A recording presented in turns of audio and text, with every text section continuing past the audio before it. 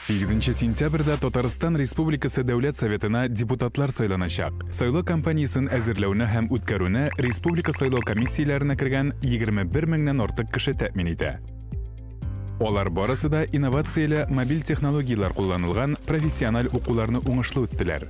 Сайлаулар Россия территориясендә гамәлдә булган сайлау стандартларына ярашлы итеп оештырылачак. Участок сайлау комиссияләренең барлык беркетмәләре QR-код кулланып бастырыла. Иң эре участокларда сайлау бюллетеннәрен эшкәртү комплекслары һәм электрон тавыш бирү комплекслары урнаштырылачак. Тавыш бирү көнендә участок сайлау комиссиясе әгъзалары сайлау гамәлләрен видео теркәүне оештыра алачак. Территориаль сайлау комиссиясе бүлмәләрендә видеокамералар эшләячәк.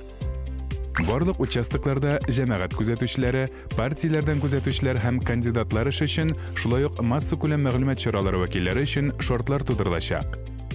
Республика Дәүләт Советына депутатлар сайлауларны әзерләү һәм үткәрү буенча каралган чаралар һәр татарстанлының сайлау хокукын гамәлгә ашыруны тәэмин итә. Минем Татарстан, минем тавыш.